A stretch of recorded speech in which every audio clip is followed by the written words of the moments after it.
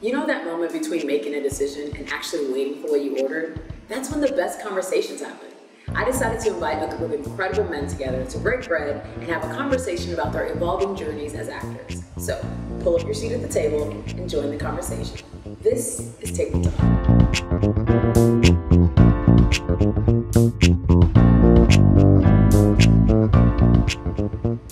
Hey everyone, I'm Stacy Ike and I'm joined with some incredibly talented men here at the table. Toby Onwumere, Timon Durrett, and Terrence Terrell.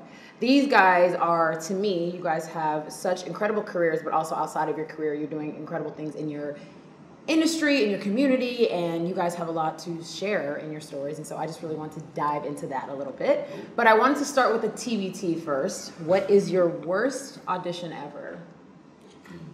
I love the laugh, because that means like the worst, like you forgot to prepare, you had no idea what the lines were, you accidentally farted. I mean, what really happened? That happens. Yeah, it happens. I actually booked a job on the worst audition that I thought that I had ever done. I didn't know my lines. I kept grabbing the paper and saying, okay, I'm off book again. And that audition took like 5 minutes. And they were just sitting back like, no problem. Keep going. And the reason I booked it is because they said I was just totally natural. I didn't care I was messing up. I said, I'm going to get this right. I wanted to be out booked, and I took a long time, but it was horrible. We made it through it, but he booked the job. Great. Cool. So, yeah, what did that teach you from now on? Well, one, be prepared. But, you know, I think that being natural is what people look for. If you seem stiff or, you know, robotic or calculated, it's going to read that way to people watching you and the camera, of course. But I just, you know, I was fortunate enough to be natural and comfortable that day and book the job. So, yeah. That is a lucky story. It usually doesn't go that way. You book him after the bat? Mine's a little bit crazy. It was Book of Mormon. Yeah. Hold on. Now, I was a drum major in Mississippi, so I know sheet music, and I play trumpet, but I was the one that just held the trumpet to play so I can go on the band trips. So Book of Mormon, you have to be a theater singer. So I go in, audition, come in, I'm like, I can do this, but I can sing. They say sing 16 bars. Cool, I can do that. I can tell what's good. So we go in, and these people are here with like sheet music and reading them. I'm like, I remember. Okay, cool. They try to cool, right. And then I hear dun dun dun dun dun. I'm like, they got a piano on this one. So they're in there with a pianist and everything. So I get in there for my audition, and the guy was like, okay, what song? And I'm like, I'm just gonna do it a cappella. He said, no, he can do it. We have to do it with the piano. So he dun dun dun dun dun. And I'm like, I'm gonna do Usher, You Remind Me. Yo, off the top. And he was like, so it was like double dutch, because he was like dun dun dun dun dun dun, and I was like, I really don't have it. And it was horrible. And I did it, and he was dun dun dun dun, and I walked out. And did he actually start playing it? They started playing it, and I was trying to play double dutch and jump in there because I thought I was gangster, and I could, as long as I hear it, I know it. But it was horrible, and I got a call in for Hamilton, and my agent was like, "Oh, that you just go in and sing?" I said, "No, ever." I learned my lesson. Right. I'm gonna stay in my lane. That is hilarious. So wait, what is your lane, or what do you feel your lane is? My lane is being comfortable, knowing that I can act. Yes, I can sing sometimes, and write kids books. I'm gonna just stay in my lane. That's what you do. Toby, I'm reading the audition, and I'm thinking it's going well and everything. She's like, "Okay, good. I don't think you were listening, so let's try it again." Oh. At that point, I'm like, "Great, listen harder." Okay, now I gotta listen harder. So I'm doing it again, and then she's like, "Okay, I'm gonna stop you there. Are you listening to me?" What? I'm like, I could have sworn I was, because we were like, you were talking. I was like, you were talking, and boom, boom, boom. And she's like, "Okay, we're gonna try this one more time." And we were going through it. Little did I know she was changing the words and everything. And like, I admit, by that time I was like, the cards are stacked against me. But she was changing the script as she was doing it. Why? And then just to catch me out. Wow. 75% of the way through, she's like, "Stop there. I changed this and that and that and that. You weren't listening. You weren't listening." And at the time I was like, "Cool. Can I go home?" And so as I'm leaving the room, there were like 3 or 4 other dudes there. And I have my hand on the doorknob, ready to pull it out and go to freedom. And then she was like, "I just want to let everybody here know, you better be listening." And then one of the guys was like, "Oh, dang, was somebody not listening?" Right. She looks dead at me and goes, "No, he wasn't." I'm like, all right, cool. Wow. I'm gonna go. Yeah. Have you seen her since then? Have not seen her since then. Good. Oh my That's probably gosh. why. No, look, hey, and I'll take it. But I mean, truly, like, it taught me a lesson. It's really to just like keep your composure under duress, because you're gonna get a lot of things thrown at you, and like just maintain your wits. Yeah. Whether or not, because there was some validity to what she was saying. I didn't catch that she was changing the script, so you got to be prepared and like still. Right. That is, he wins. That's the worst. Nah. That's the worst. That wins. I'm like, what? That's a lot. Way worse. Is there a role that you guys wouldn't take or consider? Like, doesn't fit the responsibility, doesn't fit the man you want to be, doesn't fit how you want to stretch in your career? Not me. I think I look at it as storytelling. So if I can tell somebody else's story or jump into that and get out of this sometimes, no, I think it's amazing. As long as it's done the right way. Let me not say that. Yeah. But as long as it's done the right way and the script makes sense. Everything at this point in my life needs to make sense to me. If it doesn't make sense when you're doing it. Okay. What about you guys? I think that if I take on a role, I've gotten to a point, I've moved up from background extra to series regular. And that's a long road, and you learn along the way. But I learned that there is a certain responsibility that I have as an artist. That, and if I'm going to play a serial murderer, the conveyance of the message has to be true. It can't just be, I'm playing this person or that person. So for me, it just depends on the material. And if I've done that a lot, like I've played a no good professional ball player more times than I care to, Right. But it's cool though, because I like playing the contentious character. But I think that, as you said, if I can insert myself into something new, like animate something that's supposed to be something else, but use what I think it is, and it's a true message that I'm giving out to whoever's watching, then, it just depends on what it is. I think there are too many variables to the equation to know right offhand. You'll be like, oh, no, I'm not going to do that. That's just not me. Right. And other things, like, well, why would this even be a part? And other ones you really want to do, but I haven't really found one role that I'm like, no, I'm not playing that, because now I think that the artistry and the plethora of material that is out now, we get to pick it. If you don't pick that one, now you can pick this one over here, so we have more choices. Writing has elevated a lot, and which means the material that actors have and actresses have has definitely elevated. And we can tell by TV, because right now TV is winning, in my opinion. Yes. But what about you? I mean, I think we all, have the ability to play anything. Right. But I think some of the strongest power an actor or an entertainer has is to say no to, like, because everybody wants that job, everybody wants, that role monetarily and, for the craft. So I think it is dependent on how you feel just about the script, because we can do anything. It's just how you really feel. We don't have to do anything. Right. You don't have to do anything. I like You know what I'm saying? Yeah. Like, we're all adults. You know what I'm saying? We don't Like, have I can make my own to, none of us decisions. are forced into doing anything we don't want to do. Right. So, like, the power that we have is to say no. Yes. And if you feel that's the case because it doesn't align with your personal views or, whatever the case may be, that's up to you. Can I ask, how long did it take for you to realize that was the power you had? Like I feel like it's an active understanding. Like I'm constantly understanding that that's something. Kind of early on, because you get, you just want to book something like cool, and then you get all these things. You're like, it's not for me, but whatever, I want to get it. And that whatever, I think you start to examine what that whatever is. I was like, but say in a perfect world that I was like established, would I want to do that? No. Okay, so you kind of have to. That's how you gauge. Have your own colander for that kind of stuff early on. I don't know. Yeah.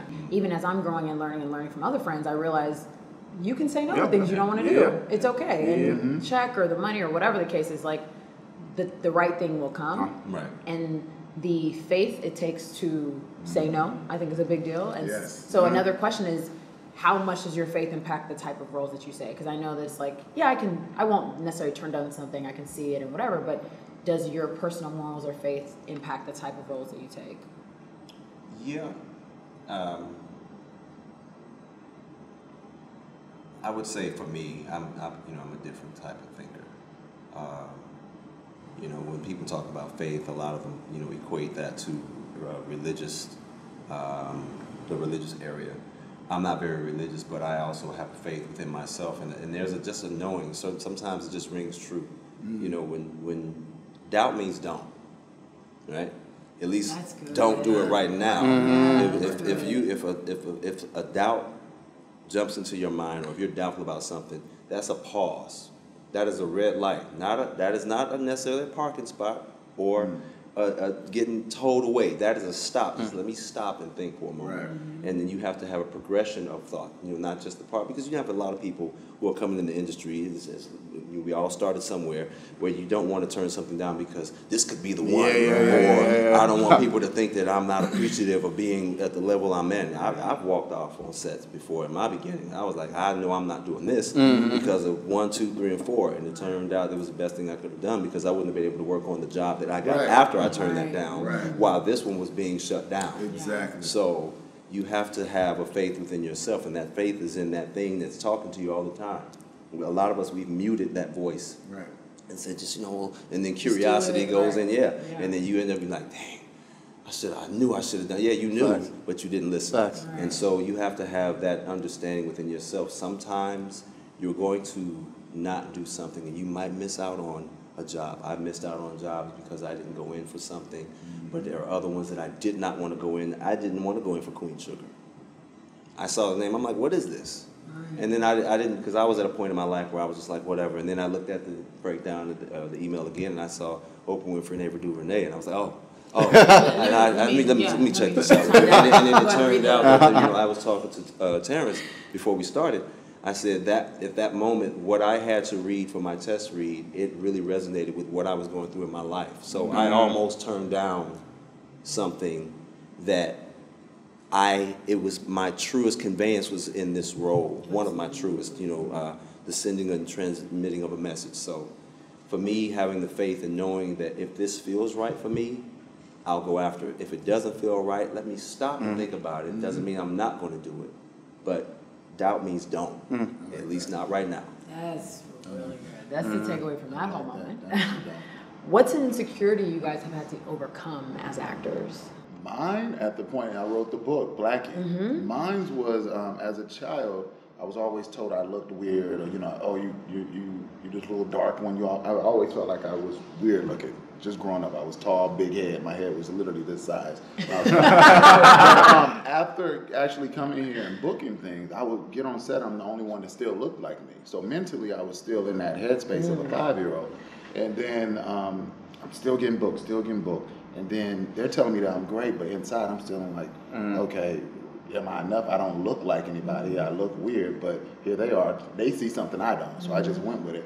But that last year before I wrote that book, I went through a crazy depression and really understood that a lot of things I was going through as a man was coming from a little boy that was still inside. So actually dealing with all those insecurities, looking in the mirror, and I prayed this really strong prayer.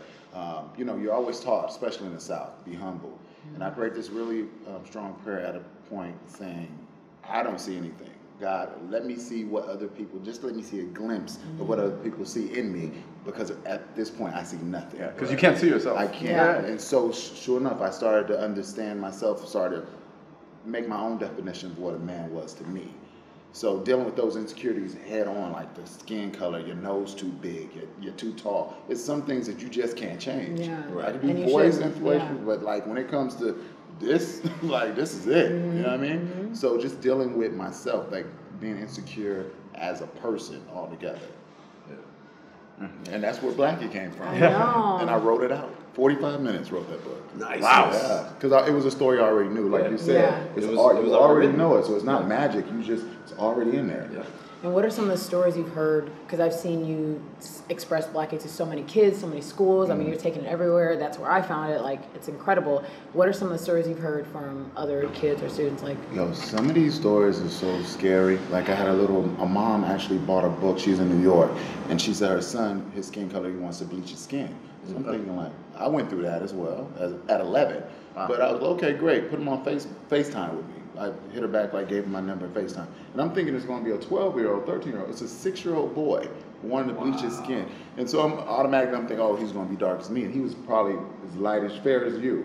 Big brown eyes, big blondish brown hair. He got in the phone and he was just like, I don't like what I look like because he's around a lot of Dominicans and he's darker than them. So he wants to be like them because they, in a sense, have a better lifestyle than him. So I have to actually ask him different questions and just, his favorite star was Bruno Mars. I'm like, do you think he's different? He's like, yeah, he's not normal. I said, so why would you want to be normal? So then you can see things moving in, you know what I mean? And then you go into these classrooms and you're talking to these kids and a lot of them are like, I don't want to hear that. But once you say like, I've been here, I've been through probably as much as you guys are going through stuff that you probably never tell anybody, like get molested, all kind of crazy stuff. And then you'll see these little lights in the classroom, just like 8th grade, 9th, 10th, 11th, 12th, not just preschool. You see these little lights and all of a sudden they light up, they come to me after class or they DM. And it's just like a lot of crazy stories, just dealing with insecurity. These kids are going through a lot. Being bullied on Facebook, Instagram. If that would have been around when I probably would have been gone a long time ago. You know what I mean? They deal with a lot. So I hear a lot of crazy stories. What do you guys deal with as actors, as insecurities? Something you've had to overcome?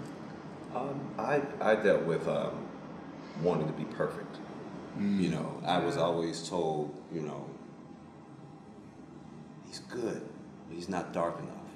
He's great, but he's too tall. That's crazy. Oh, he's. I've been told I'm not black enough. I'm too tall. I'm not tall enough. Oh, I go and get a second callback for this basketball movie. We want a guy about 6'8". Are you serious? I'm too short now. So it was all these things, and I said, okay, I'm gonna go in. I have to make sure that everything is perfect. I have to be off book. I have to be on time. I have to do this and that. I can't make any mistakes. And I realized that is not who I am. I am the most imperfect person you will ever meet in your life. So what about you, Toby? What's an insecurity that you've dealt with or overcome? Man, this like age-old thing of comparison, it is like the most toxic thing. Yeah. Because we all have this vision of grandeur for ourselves, which we should have. I mean, why would you want anything other than the best for yourself? I don't think anybody wants mediocrity or anything even below that. So, and then when you start to compare, you start to get like impatient that you aren't at this level or exceeding that. So then when you start to get impatient, everything has like such weight to it. Every audition has more weight than it should. And there's all this gravitas in it, and you already come in with all this extra gravity. And then you start to, get down on yourself. Well, I'm not like this, I'm not like that, I'm not 6 feet plus, and then you start to devalue yourself a little bit, and then you're already warping your own self-image, and it's like just this trickle-down effect of toxicity, you know what I mean? So I think that's like something I've had to be like, everything happens for a reason. Everything happens in your life for your reason, and so on and so forth, and just take things, big thing for me, take things as they come, and just kind of live in the present moment. What do you guys do in the down moments? Something I think is very beautiful and interesting about not only being an actor, but a lot of careers, there's always an in-between moment. There's I just got fired, but I haven't got hired yet. Or I'm on pause for this job, or whatever the case is. What are you doing with yourself during those moments? Are you working on hobbies? Are you learning a new lesson about yourself, or are you sitting in the moment by the phone? I thank God for the other stuff I have going on, because I can get out of my head and actually keep going, run, whatever. But especially these last couple of months when my mom just passed, and it was like, it's a darkness that I'm too familiar with, you know what I mean? So just trying to find a light, just a little beam of light through every moment to light that room up or give me that push to get up and move. So every moment, even if I have like a negative thought, I always say you say something positive out loud. So even if it's something like flowers, just to get out of my head. So during the downtime, I appreciate it because it makes me work on me more.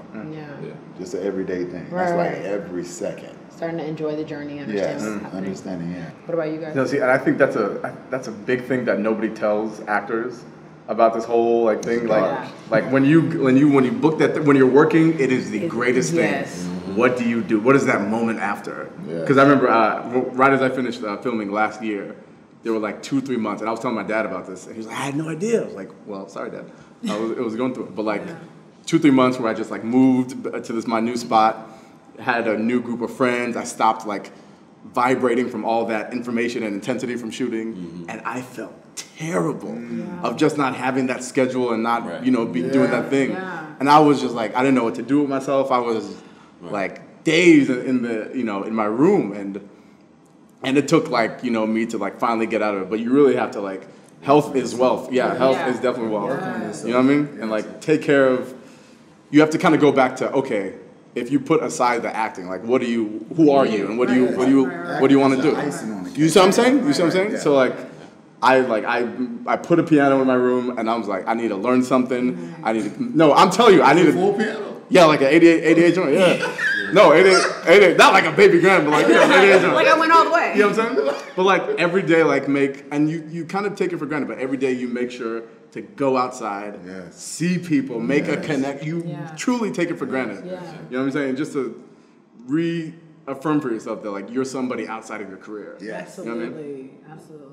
So when you love something so much, what you do, which I know every other job that I've ever had, I've been a personal trainer, I've been a bouncer, I've been a personal bodyguard, I've been I'm saying. I've done so many different jobs, and nothing ever made me as fulfilled as what I do. But when you're doing that, when you come out of that fulfillment, you're like, it's like going on a great vacation. Everything's paid for.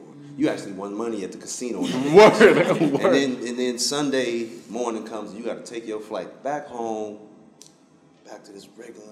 Right. And so that's I am a glutton for information. I will sit at home and watch a documentary, and then another one, and then another one. I'll read a book. I'll go online and start studying things. I'll listen to video lectures, just because that's what I like to do. And I tell people, I said, if you're not doing what you want to do, meaning how much money you're making, or something in your craft, then do something that you like to do. Switching gears, I wanted to ask you guys politically. The way the climate is, it's extremely what it is. Right. Right? There's like no definition, there's really no phrase for it. How does it affect the way you feel about your responsibility as Black men? One of the big positives about this political climate, and I remember saying this to my roommate right as like, he got it's crazy. Yeah, right as he got elected, I was like, man, there's about to be some really dope art that comes out of a reaction of this. And I no, truly, and that's like even in I even feel like Victorian times, every like dope period comes out of a political reaction to something. Wow. No, and like the beauty of like Get Out. Why is Get Out so? I mean, it's a fire movie, but why is it so much more impactful? Right. Because of who's in office. You see what I'm saying? And everything is like as artists now, we are able to use our, we're able to use our platform in such a different way now. Yeah. And there's so much more weight to that defiance or otherwise.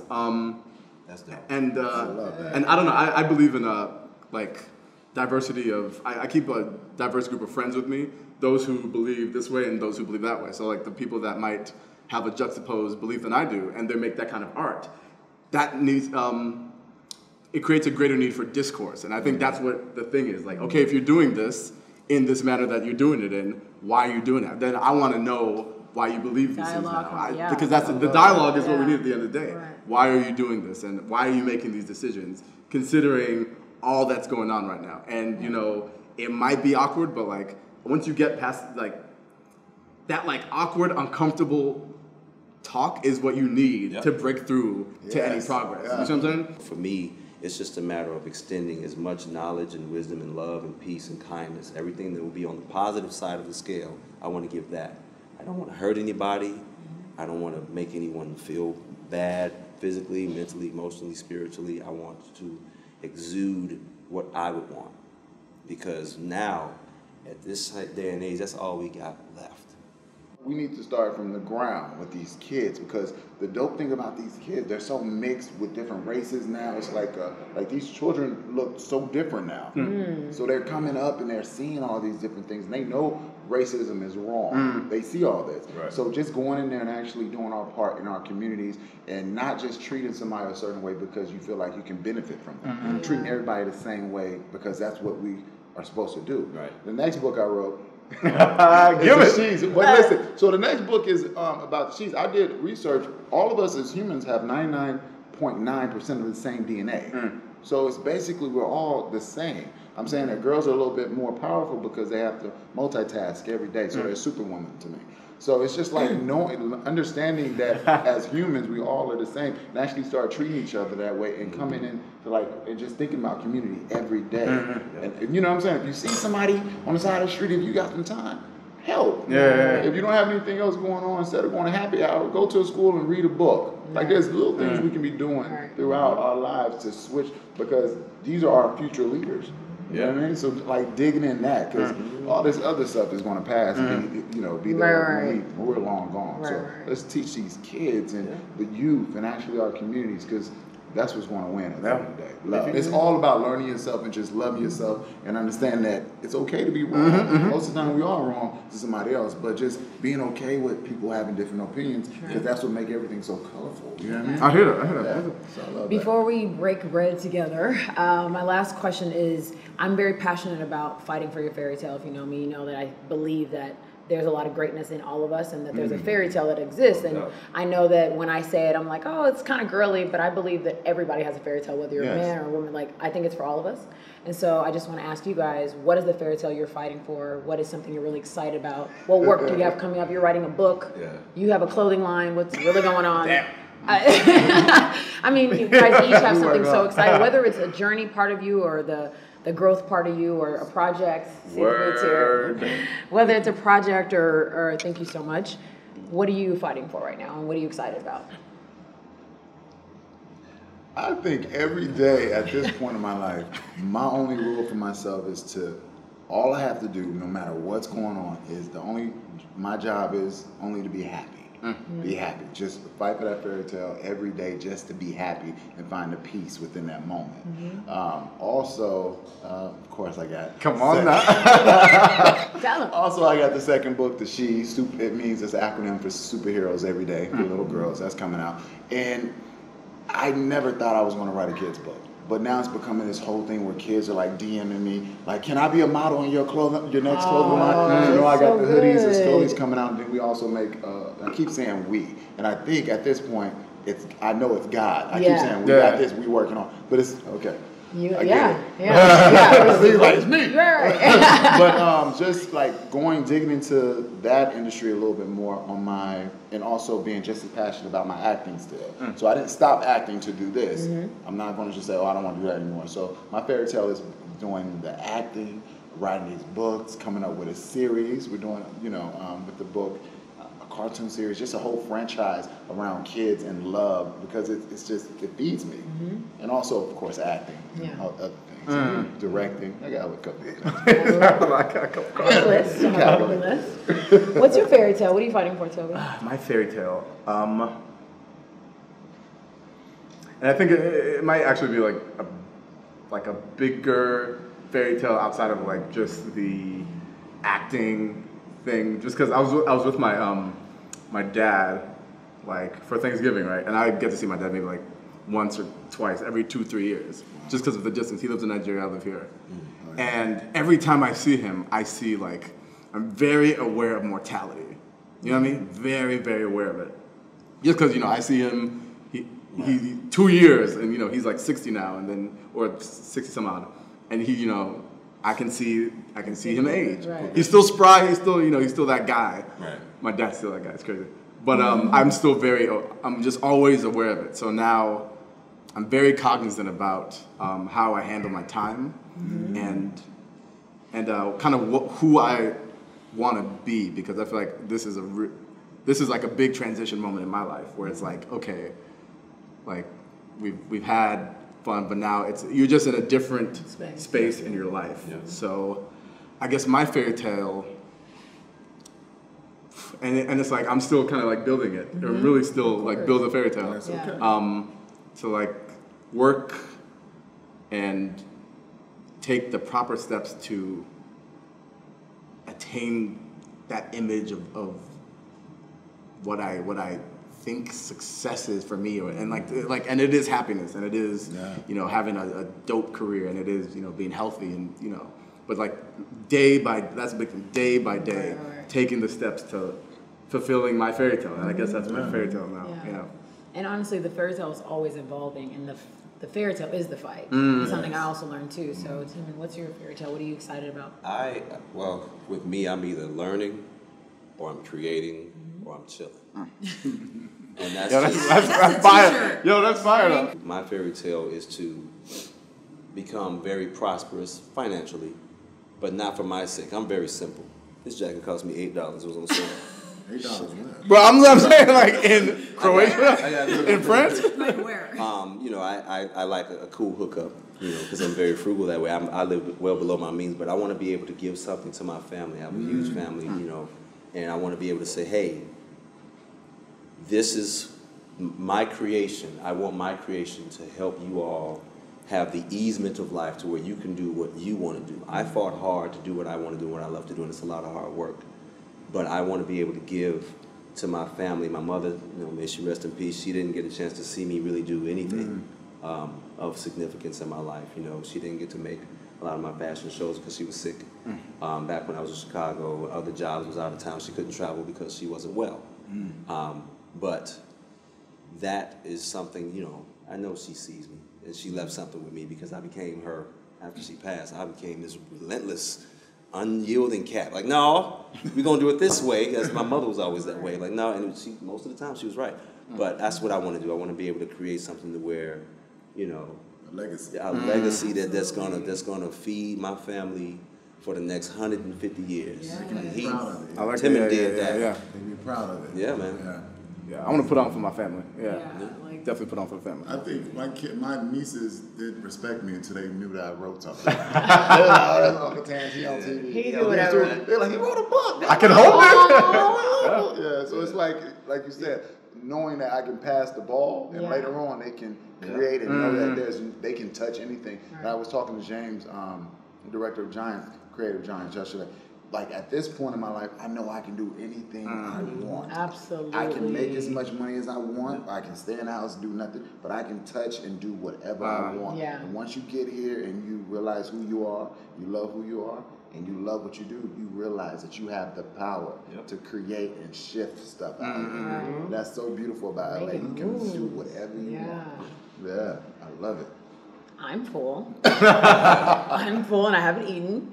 I really want to thank you guys so much for joining me at the table, for being vulnerable, for being honest, and for really being an example and a blueprint, in my opinion. So thank you guys so much. But come on, you gotta give yourself some credit. I know. Because every time, like, I look at your Instagram, and sometimes even the challenges that you have, like, there's moments, like I said, those dark moments, and you're like inspiration throughout the day. You're always smiling, and like you said, it's a fight every day. So I know you're going through your own battles, but thank you for always just being that light for so many people. So let's not pretend like you're just at the table. I know. For no reason, like, I'm just moderating. Created the table, so thank you for doing everything you're doing. You're amazing. And I want to thank you guys for joining us as well here at the table. Make sure you keep in touch with these incredible men as they continue to evolve in their journey. And make sure you keep in touch with me at OneTakeStace on Twitter and Instagram and StacyIke.com. Keep fighting for your fairy tale. Until next time, let's eat. Yes. Good thing.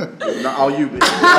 All you. I don't even know what this is. It's cheese bread and it's so good. Is that a cookie? What is that?